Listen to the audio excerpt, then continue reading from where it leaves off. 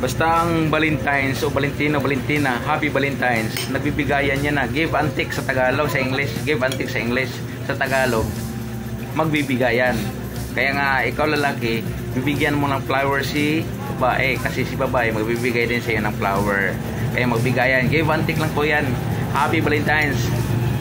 Bigayan, bigyan mo siya ng flower si Jowa, bigyan mo flower si asawa, bigyan mo flower si alam mo na, pero siya naman nagbibigay sa iyo ng, si babae naman nagbibigay sa iyo ng flower, karon ng mga puso. Kaya nga flower, magbigayan ng flower. Diba ang Valentine's ay magbibigayan ng flower, give and take. Bibigyan mo siya ng flower, bibigyan ka rin ng flower. Kayong lalaki, bigyan mo si babae ng flower, para si babae bibigay sa iyo ng flower. Diba? Ang cute-cute lang ibigay daw. Diba? Magbigayan ng flower. Kasi Valentino at Valentina. Happy Valentine's sa mga bibigay ng flower dyan, tatanggapin nyo. Tagpila ng flower, tagpila ng kuhan. Cute-cute ha? 60 daw, 60.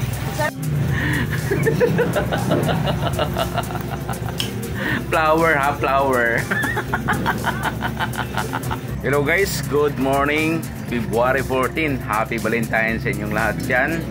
Luzon, Visayas, Mindanao, sa mga naniwalang Happy Valentine's. Happy Valentine's sa inyong lahat dyan. Sa hindi na naniwala, nasa inyo na rin. Sa inyong karapatan nyo na rin na ayaw maniwala sa Valentine's. Kami naniwala sa mga Valentine's o araw ng mga puso. Araw po ng puso yon. Bakit maraming nagpunta doon sa mga private na lugar? Puso lang araw, hindi private.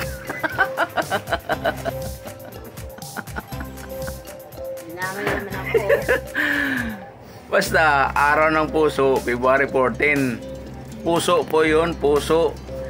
Hindi baba ng puso. Maraming nagbubuking ngayon sa mga private na lugar. Yung sila lang dalawa. Tsaka mga bago dyan, bagong nagkajowa, Happy Valentine's sa inyo lahat dyan. May recommend pala ako sa inyo. Pakwan. Malalaman mo yung pakwan, pulang-pula. Pagbiyak mo ng pakwan talaga, malalaman mo yan, pulang-pula yan. Happy Valentine's sa inyo lahat dyan, yung mga bagong nagjujuwa. Happy Valentine's din sa mga nag-MLM, multi-level, nagpaparami. Tawag yan, MLM.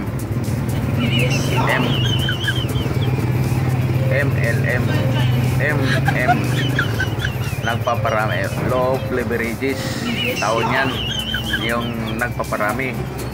Low of lovers, low of leverages, low of lovers, nagpaparami ng mga lovers. Happy Valentine's sa inyo lahat dyan.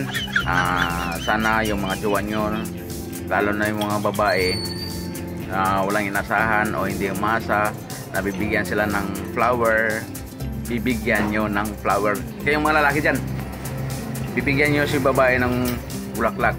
Kasi maya maya kayo naman ang bibigyan ng bulaklak.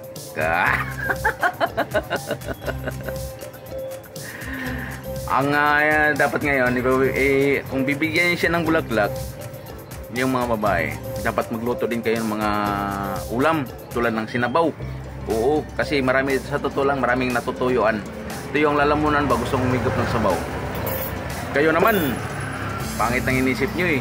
Ibang inisip mo no, iba. Kaya magluto kayo ng ulam, masustansya ang ulam, tulad ng gulay, masustansya yan.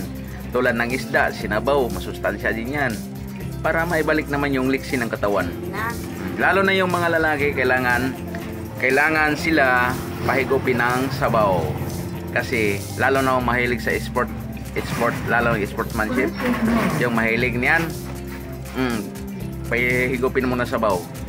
Lalo kaibigan ko nga dati naglaro sila, alam mo yung hulin, naglaro sila ng hulin. Ayun, sila yung magjowa. Ang lalaki, ang babae doon nakaupo sa tabi ng butas ng lupa. Di ba pag naghuhulin ka, ginaganon. babae, i-shoot mo ha, i-shoot mo ha. Di ba? Sinashoot niya yung ulin.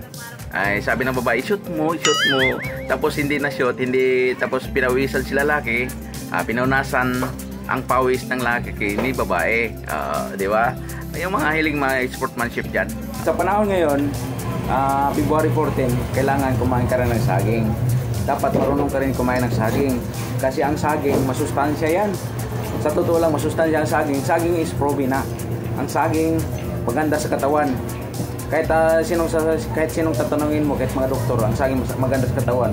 Pag kumain ka ng saging, lalo na ngayon sa February 14, kailangan balatan. Ayusin mo pagbalat, dandahan, yan. Tapos, pagtapos ng balat, isubo mo ang saging. Kailangan marunong kang kumain ng saging, matuto kang kumain ng saging. Ang saging ang pinaka-importante sa katawan. Saging. Happy Valentine's!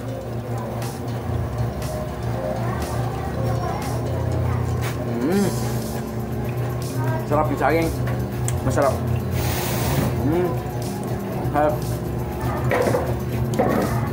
Ganito kumain ng saging. Dandahan lang kasi pag diretso mo lunok, diretso mo kagat, malaki, baka mapilawakan ka. Kailangan dandahan pagkain ng saging.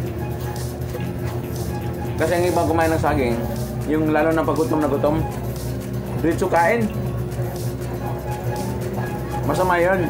Kaya dandahan kumain ng saging. May mga customer ko na maganda tulad sa inyo. Happy birthday. Happy birthday. Happy Valentine. Happy birthday din, di ba? Tumawag ka na, kuya? Oo. Vlog mo, magkano? Ano, kulang-kulang 30. Pautang mo din po.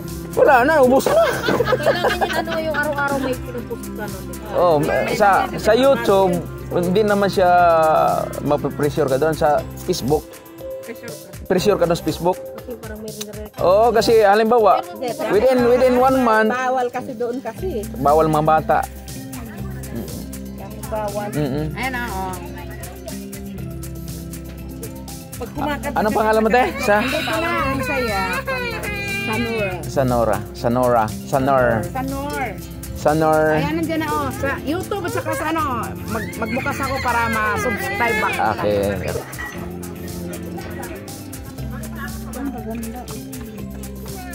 Parang hinugdayan at inday ito. Ang inano ko kasi sa yung mga, di ba Valentina ngayon? Ang inano ko sa kanila, yung saging. Kailangan matuto kumain ng saging. Para lahat. Oo. Matuto kumain ng saging. Paano balatan ng saging? Paano pag sumubo ng saging? Ako kasi magaling kumain ng saging. Ay.